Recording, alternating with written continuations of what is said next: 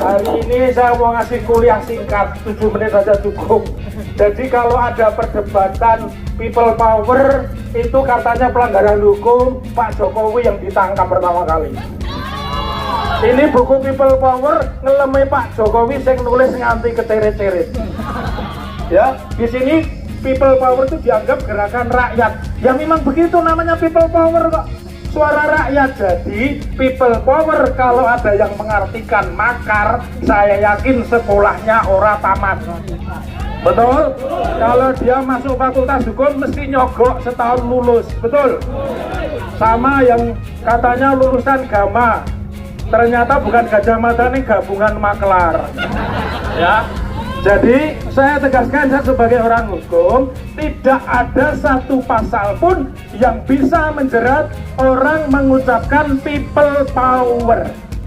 Ya, kalau dicari dari leksikon tata bahasanya, people itu adalah rakyat, power adalah kekuatan rakyat. Dan aksi seperti ini pengejawantahan dari pasal 28 amandemen keempat Undang-Undang Dasar 1945 yang diimplementasikan dalam bentuk Undang-Undang Nomor 9 Tahun 98.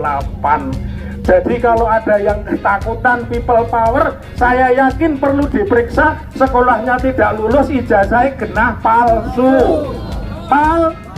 Palsu, karena tidak mungkin yang dilarang oleh undang-undang kalau kita bicara pendekatannya hukum positif itu adalah makar.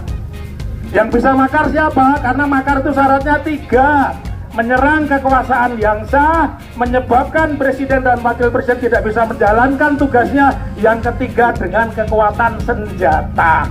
Pertanyaannya, yang punya senjata sekarang siapa? Polisi dengan siapa? Jadi yang bisa berontak itu cuma polisi dengan tentara.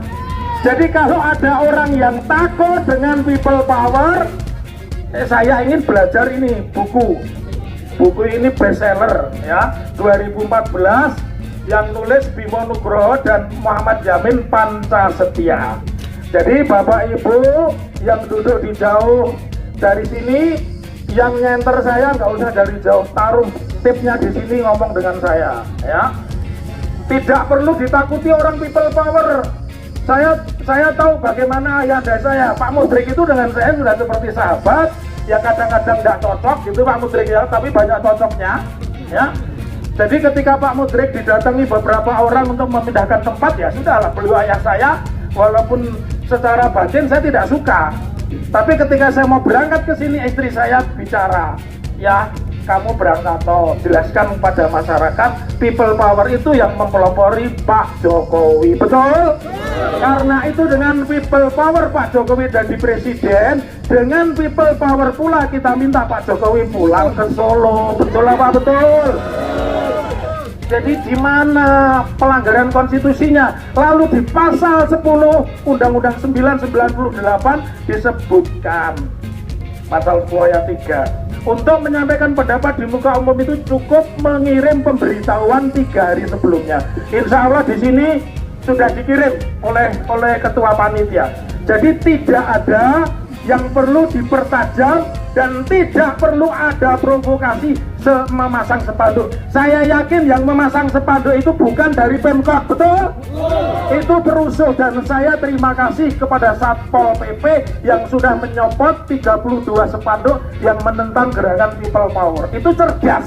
Jadi Satpol PP itu cerdas dengan mencopot itu, karena saya yakin itu bukan pekerjaan Gibran ya.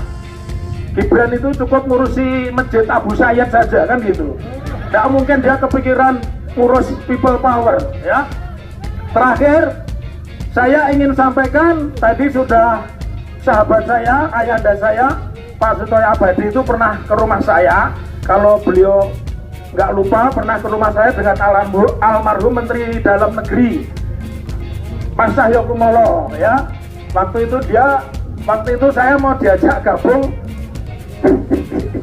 saya mau diajak gabung ke PDI, tapi saya oleh ibu saya nggak boleh ya. Dan alhamdulillah meskipun saya tidak jadi anggota DPR, saya tetap panjenengan support semua, betul ya.